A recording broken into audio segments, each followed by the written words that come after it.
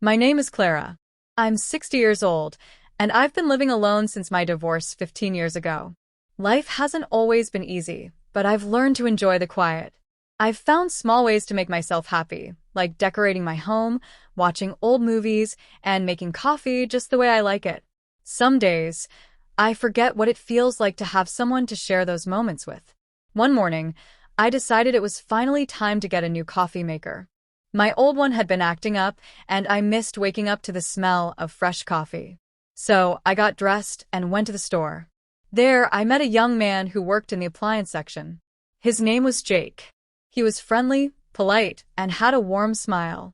As I looked at different machines, he stepped over and said, "Need some help choosing the right one?" I smiled and nodded. Jake patiently explained the features of a few models and even gave me a discount on one he said was reliable. I appreciated his help and felt grateful for his kindness. "Would you like me to help set it up?" he asked as I finished paying. At first, I wanted to say no. I wasn't used to having visitors, especially not someone so young and full of energy. But something about Jake made me say yes. "That would be nice, thank you," I replied. Back in my house, I opened the door and let Jake in. I had been in such a rush earlier that I didn't even think about how my living room looked. A few personal items, some books, an old stuffed bear from my childhood, and a silk robe I had folded and forgotten on the couch, were left out in the open.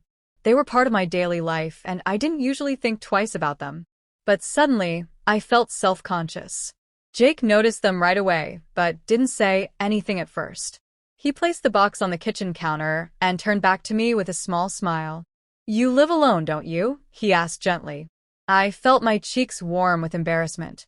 "Yes," I said quietly. "It's just me here." He nodded. "There's nothing wrong with that," he said. "It feels cozy, like a space made just for you." His words comforted me more than I expected. He didn't judge. He didn't act awkward.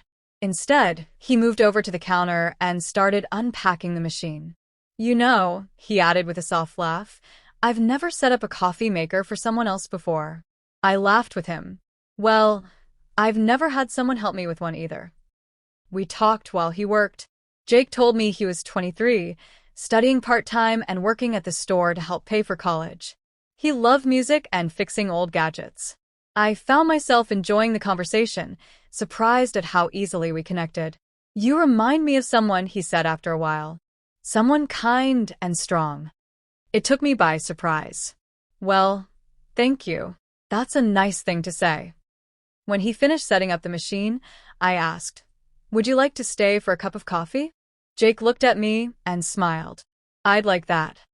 I excused myself to freshen up, not because I wanted to impress him, but because I felt alive in a way I hadn't in a long time.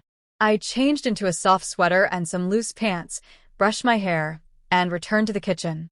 Jake was sitting at the table, looking around the room with curiosity and interest. I poured us both a cup of coffee and joined him. We talked for over an hour. I told him about my life, my favorite books, and how I sometimes feel lonely, even when I'm surrounded by nice things. He listened, really listened, which was something I hadn't felt in a while. "I think a lot of people feel lonely," he said. "Even young people like me." "Do you?" I asked. Jake nodded. "I live with roommates, but it's not the same as having real company. The kind where you sit down and talk like this." There was a quiet moment between us. The house felt warm, the coffee comforting. I looked at Jake and saw someone kind, thoughtful, and sincere. Not just a young man helping out, but someone I could trust. He smiled at me. "Clara, thank you for letting me in. Not just into your house, but into your life. Even if it's just for a little while." I smiled back. "Thank you, Jake, for reminding me that good people still exist." He stood up and stretched. "I should probably head out soon," he said, "but I'm really glad I came." Before he left, we exchanged numbers. "Maybe we can have coffee again sometime," I said. "I'd like that very much," Jake replied. As I closed the door behind him, I leaned against it and took a deep breath. My heart felt lighter. I didn't know what the future would hold, but I knew something had shifted. That small moment, letting someone help, sharing a cup of coffee, talking honestly, had made my world feel just a little bigger, a little warmer. And maybe, just maybe, this was the beginning of something new. So, if you're still reading this, thank you. Sometimes life surprises us when we least expect it. And if you're feeling alone, remember, one kind moment can change everything.